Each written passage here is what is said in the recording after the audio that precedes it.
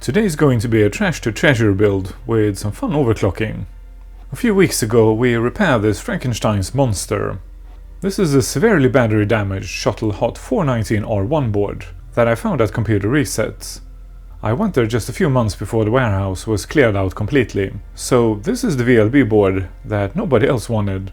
And no wonder, we had to repair no less than 27 broken traces and replace a handful of components to make it work. The goal today is to upgrade it beyond what it was designed for and install it in this massive and period correct case. This video is sponsored by PCB, more on this later. Thank you PCB for supporting this channel. Let's start by fixing and testing a few things, because together with this case I left a bag with 2 caps. If I remember correctly, there is a very good reason for it. This thing is huge. I can barely fit it on camera. I actually found this case in really rough condition, so I have spent hours cleaning it. It's still far from perfect, but at least now it's clean enough to be put in use. So rough case for our rough board. Sounds like a good match to me. This power supply here has a sticker that says installed fan sensor. And then we've got this thing here poking out of its side. Looks pretty homemade. It's kind of obvious that I need to replace 2 of the caps inside this power supply, since I left those 2 caps together with this case. And the usual disclaimer applies. Please don't poke around inside power supplies. They may contain high voltages, even with the cord unplugged. That being said, it seems to be held together with 4 screws on the lid. So everything has been cleaned already, and that includes the power supply. If I remember correctly, it was jam-packed with dust. It doesn't have any Rifa or Vima branded caps. But check this out. This looks really homemade. There's actually 2 sensors here. So we've got this sensor outside the case here. But then there's a sensor inside here too, with a small PCB attached to the side of the fan. The caps I left together with the case are 2200 micro 10 volts. And so is this bulging cap here. So let's replace it. I can't imagine this controller being installed in the factory. So I guess the PC manufacturer did this installation to make that fan quiet. I'm sure it works, but it looks really dodgy. Maybe we'll improve it. Well, at least it's nice to work on a clean power supply for once. Oh, these screws are loose. This sensor here is actually held in place with standoffs. So they really grabbed what they had at hand. Yeah, I think we need to improve this. At least a little bit. But it's nice that it has a fan controller. Since I ordered 2 caps, we might as well replace both of them, even if just one of them is bulging. That thick tin trace is giving me some trouble here. But nothing we can't fix with some patience.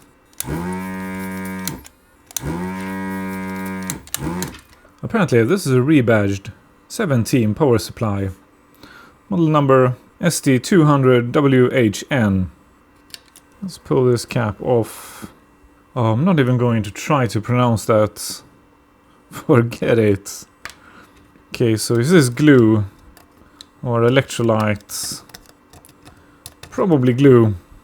This power supply is untested, by the way. But if I remember correctly, the seller claimed it was working. Okay, nice and clean. Let's install that PCB back in the case with the 2 happy caps. Okay, I found a connector and some screws with matching nuts. So let's see if we can improve this installation of the fan controller. Not sure why this sensor is installed outside of the power supply, but I'll reinstall it where I found it. I'm gonna solder the wires directly to the sensor. Next I'm going to bend these connectors slightly. So let's heat and shrink those tubes. Instead of those standoffs, I'm going to use regular screws and nuts. Well, I wouldn't call it perfect, but it's much tidier this way. Inside the power supply, I'm going to solder a proper connector to these wires here, instead of using this crappy thing here. Like so. I'll protect those solder joints with some heat shrink tubes. Now we can connect that sensor with a proper connector and connect the fan to power. I added a few zip ties to keep things secured inside here. Okay, hard drive connected for load. Let's see if this power supply works. Hard drive spins up. The fan isn't spinning. Let's check some voltages. 11.7 minus 10.3. That's a bit low. And lastly 5.1. So that power supply is probably okay. Now let's see if that fan controller is working. I'll heat that sensor up. We'll see if the fan starts. Yep, it spun right up. Perfect. So now it's cooling down the power supply. After a few minutes that sensor cooled down and the fan shut down. So this power supply is working perfectly. Okay, let's continue with a simple test. And make sure everything is okay with that board. Okay, we got graphics. And it's booting from the diskette drive. Let's boot again. Non-system disk. So something isn't quite right with the hard drive. Let's have a look in BIOS. Let's auto-detect the hard drive in here. And accept without checking if that was correct or not. Save and boot. Okay, now it boots to the hard drive. Well, since everything is running, let's do some benchmarks. So we have something to compare with. Well, it's not great. Definitely room for improvements here. Okay, we've got 4,895 real ticks. That only gives us 15 FPS. That is quite a bit slower than I expected. Well, let's see if we can fix this and make it a bit faster. This board actually has some pads for a voltage regulator, but they have unfortunately been left empty. I searched online, of course, to see if I could find what components were missing on this board to make it run at a lower voltage. But unfortunately I couldn't find any pictures online of this board with the voltage regulator mounted. There were at least 2 newer versions of the board. I found tons of pictures of those boards online. But unfortunately this area is quite different on my board here. So that wasn't of much help. Luckily we have the Socket Blaster projects to help us out. I have showed this project on this channel before. This project is great. It's an interposer with adjustable voltage. So we can install a 486 CPU that requires a lower voltage than 5 volts on a 5 volts only board. This is a relatively simple project. All you need is a buck converter. I think it takes any of these 2 sizes. Not sure if it makes any difference, but I'm gonna go with a larger one. You also need a couple of caps, male and female pin headers. And that's all you need to install a 3 volt or 3.45 volt CPU on a 5 volt only board. I'm gonna start by installing these caps first, because they may be hard to reach later. For a moment I thought this was going to be a very short video, because my pencil just fell apart. But I managed to tape it together while I wait for a new one.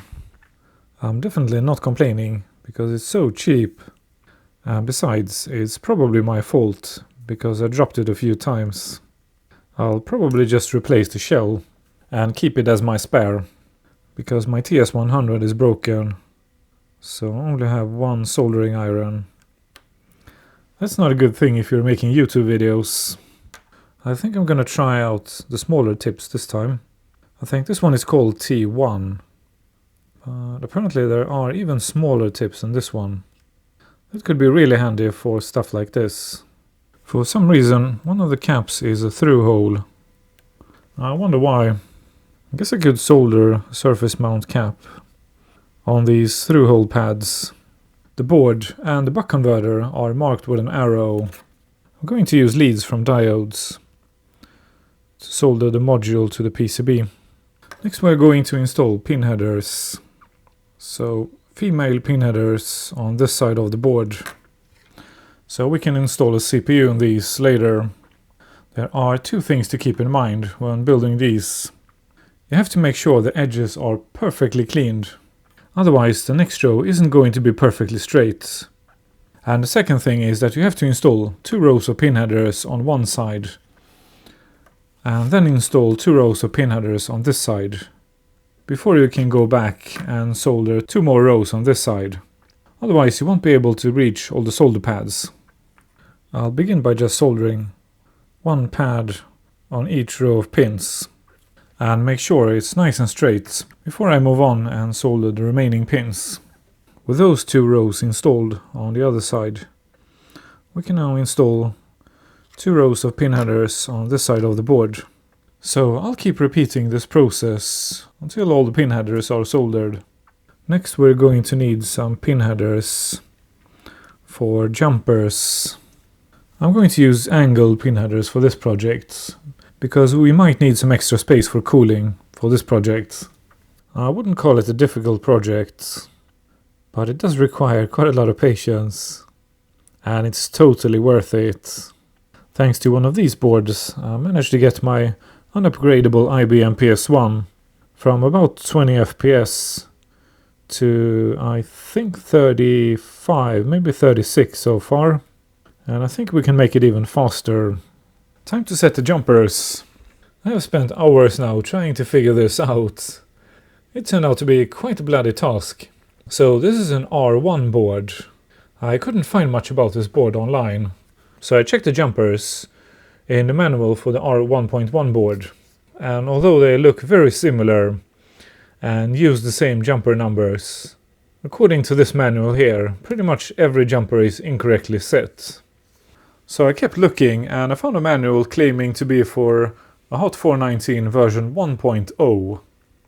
The picture of the motherboard is wrong, but according to that manual, all these jumpers here are correctly set for a DX266. And that's exactly what was installed on this motherboard when I found it. So I'm gonna guess that manual is correct, except for the jumpers for the speed. According to both manuals, this board is set to 3 different speeds. So I kept looking and I finally found this manual here. And this manual here claims to be for the R1 board. It doesn't have DX2 in the lists, so it doesn't say anything about those jumpers. However, according to this manual here, the speed is correctly set for this board. So real bloody mess of manuals. But I think the board is probably correctly set for the DX266. But before we upgrade the CPU, let's at least check that the jumpers for the speed are correct in the manual. I'll install the interposer without the CPU. And we'll measure the frequency with the scope. And here's our clock. Nice and stable, running at 33 MHz. So that is correct, but let's check those jumpers. According to this manual here, if we change all 3 jumpers, we're gonna get 40 MHz. Okay, let's see if this works. Yeah, definitely does. Nice and stable clock at 40 MHz. So how about 50? Yeah, totally works. So it seems a combination of parts from different manuals is what we have to go by. But hey, as long as it works, it's good enough for me. So how about 25? Yeah, that part of this manual here is correct. Okay, great, so we can move on. The voltage is easily set by adjusting this trim pot on the buck converter. These cheap buck converters are a bit unstable without load, so it's jumping around between 3.4 and 3.6 now.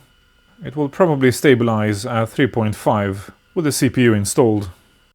So let's install an Am5x86. We better add some cooling. I don't own any fancy graphics cards, so I borrowed a few to give this board a fair chance to give us some decent numbers. This is a Hercules Stingray Arc 1000, and it should be quite a bit faster than my GD5429. At least I think it is. But I also borrowed an ET4000 if we need it. Okay, all set. Fingers crossed. Well, that fan isn't doing much. I think it has dried up completely. We've got a keyboard error, but I think that's my glitchy connector. But now at least the fan is spinning. I'll let that fan spin for a couple of minutes for that grease to warm up, and then I'll fix that keyboard error. I replaced the keyboard adapter. I think this one is a bit worn out. Okay, let's try again. 100 MHz CPU clock. So this machine boots. This system works with the AMP5x86. The clock is set to 25 MHz, so that's why we're getting 100 MHz.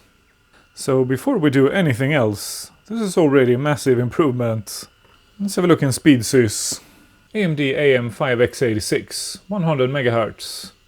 By the way, we have 16 megs of RAM on this motherboard. Oh, you can barely see it down here. But the CPU has 16K of working cache. And we also have 256K of level 2 cache. And it all seems to be working. We're getting a score of 30.98. So this is a great result for the first tests. So let's speed this board up a bit and see how it behaves. By the way, the CPU is running in 4x mode. Thanks to that extra jumper we soldered to the side here at an angle. Despite that, this board doesn't have a jumper for it. So now I set the jumpers to run at 33 MHz. Fingers crossed. Okay, it still posts. Okay, the voltage actually dropped from 3.46 to 3.18. Let's remove that drive error. I'm getting that error because the diskette drive is disconnected. So let's change it to not installed. Save and exit. Okay, it boots. But it still says 100 MHz CPU clock here. Let's check SpeedSys. And here we have some correct numbers. It's now running at 133 MHz. And the score has increased to 41.18. I'm a bit worried about the voltage. It's still below 3.2. The Am5x86 needs 3.45. Let's push our luck. So jumpers are now set to 40 MHz. Oh no, it crashed. Crap. So it doesn't boot. We just got this odd character. And weirdly enough, voltage increased back to 3.46. It completely crashed. I can't even boot the machine from the keyboard. Let's do a cold boot. No, it doesn't work. I don't think I have ever run this CPU above 120. I don't think I have tested any of my 5x86s at 160. So, at the moment, this could be one of several things causing this machine not to boot. So it could be the graphics card, or the cooling, or perhaps the CPU. So how about an ET4000? Let's see if it makes a difference. Okay, it recognizes the graphics card. W32P VL BIOS from 1995. Oh no, it got stuck. So this card doesn't like the speed either. I checked with the manual, and apparently we need to add a jumper to JP34 since we're running at 40 MHz. Let's give that a try. Okay, here we go. Voltage dropped to 3.1, but unfortunately that didn't help. I switched back to the ARC 1000. No, that didn't quite work. What a mess. Well, unfortunately in that case we need to set one wait state for the VL bus by setting a jumper at JP33. Oh crap, this board already has a jumper for one wait state, so it has already been slowed down. Well, this could be a RAM problem too, but these 70 nanosecond RAM sticks are the fastest I have. The CPU is still cool, so I don't think this is a cooling issue. Well, I got 3 of these, so let's try another one. No, we're just getting a black screen with this CPU. At this point, I think this is actually the voltage that is causing our issues. But before we try with a higher voltage, let's try with the graphics card hooked up to the ISA bus. This will tell us if the VL bus is running too fast. No, still a black screen. So this is not a problem with the VL bus. So it's jumping around between 3.4 and 3.6 when it's unloaded. Okay, I managed to find a tool that fits. So let's increase the voltage. Okay, now it's jumping around between 3.5 and 3.7. Let's give this a try. So let's try with my third CPU and see how it behaves. Well, it dropped to 3.15, so still too low, and we're getting nothing on the screen. It's kind of strange that it got worse when we installed a jumper in JP34, so I removed it for the next test. No, still nothing. Let's increase the voltage. Now it jumps around between 3.5 and 4.4. I'll change back to that first CPU we tried. Okay, now the board posts, but it's still dropped to 3.1 volts. Briefly. And then it jumped up to 4.5. And CPU is still cool. So it's not a cooling issue either. Well, in that case, let's try this board at 120 by changing the multiplier to 3 times 40. Okay, it didn't hang and it boots. And the voltage is stable at 3.16. Okay, this is looking pretty good. We're running at 120 megahertz, but we got a slightly lower score here. Marginally slower than running the board at 133. And the voltage seems to be pretty stable, but still slightly too low. Okay, so these two modes are going to give us roughly the same score. But how about 150? Let's give that a try. Well, it posts and it boots. So that's a good start. And voltage dropped to 3.1. And the system is reporting 150 megahertz. And we're getting a score of 50.9. So that is quite a bit faster than the previous two modes. Now let's see if this ET4000 will do 50 megahertz with one wait state. Fingers crossed. It posts, but it doesn't boot. Oh crap. Let's try that JP34 again. It posts, but it doesn't boot. Huh. Well, we are still at 3.2 volts, so that could be our issue here. The CPU is still cool. Well, I guess we could add a load to the socket blaster to make these adjustments easier. Oh, I think it's maxed out.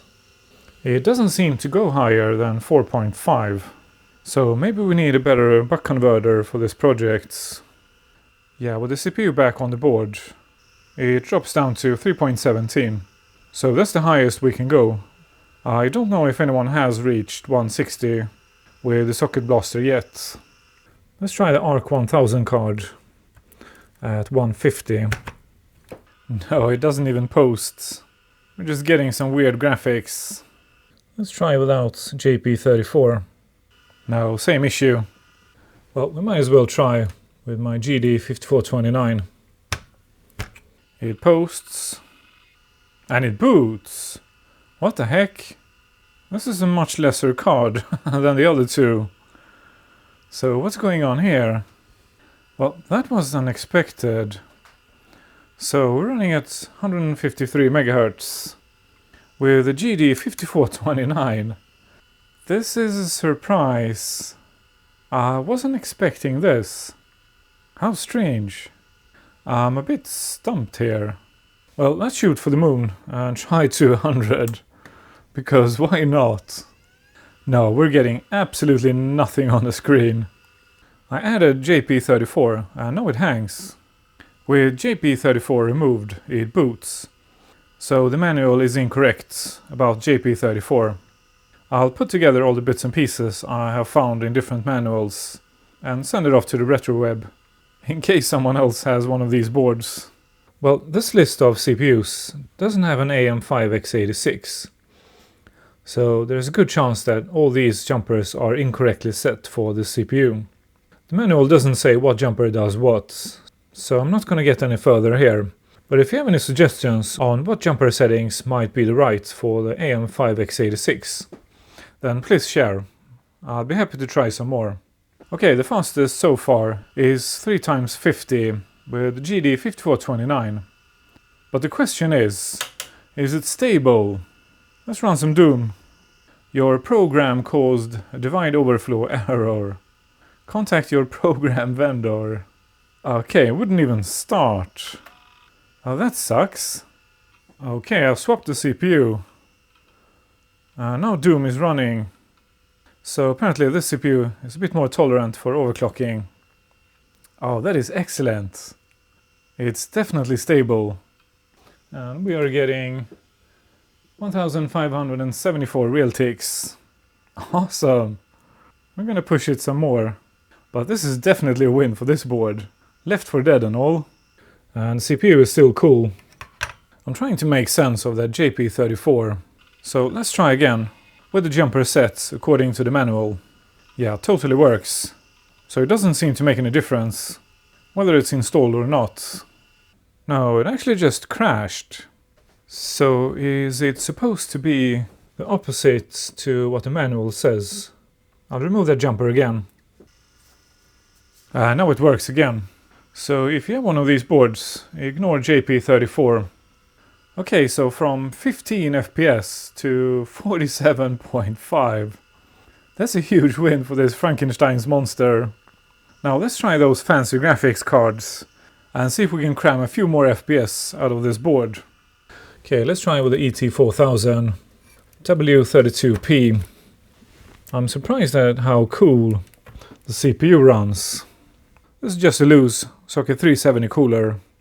No, it just doesn't run at 50. This is really odd.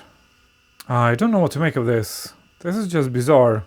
So let's try the ARC 1000 card. No, we're getting random pixels on the display. But it does boot. How weird. Let's try to run Doom.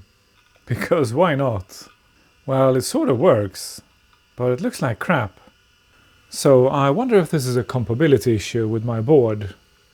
And they work perfectly at 33 MHz. So I don't think there's anything wrong with these cards. Okay, how about Cirrus Logic GD5428? No, that Cirrus Logic 5428 doesn't work either. And all of these cards are tested and working. So there's nothing wrong with any of these cards. But for some reason, this GD5429 is the only card that seems to work with this board. At least at 50. So this card gets to stay on this board. Yeah, this is totally stable. I've run Doom quite a few times now. I don't have a good cooling solution for this project. So while I look for something better, this is what I came up with. Really bodgy. But it sits surprisingly well on that CPU. Recommendations for a better solution are always welcome. Now let's see how well it fits in this case. Pretty well, I think. I ran into some trouble with the controller. It just wouldn't fit, no matter how I tried. It took me quite a few minutes to figure this out. But apparently this controller has the wrong bracket. It's just a few millimeters off. But that's enough for the card not to reach the ISA slot. Luckily I found another controller. So that has been sorted. Now this machine only needs a sound blaster. Let's go with a CT1740 today. The wiring on the front panel was a complete bloody mess. So I fixed it and replaced some connectors. Should be okay now. I think I managed to figure out all the pin headers for the LEDs and the switches on the front panel. And I think the cable management turned out okay too. I don't have a matching drive for this panel, but it looks so period correct. I think we need to use it anyways. Mismatched panels and drives is actually quite period correct for the 486 era.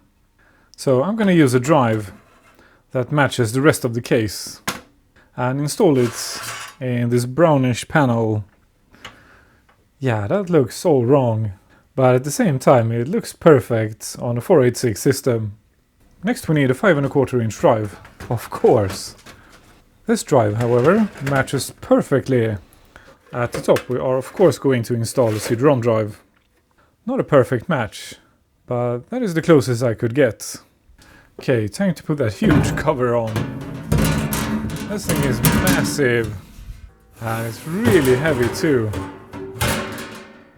Maybe I should have installed a fan in this case. Well, maybe in the next video. Oh, I almost forgot.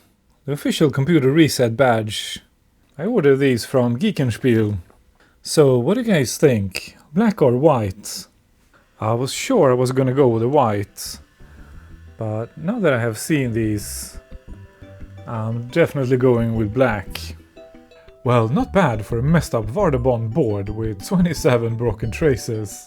But we're not done yet, because the display on this chassis goes to 199 MHz. So what do you guys think?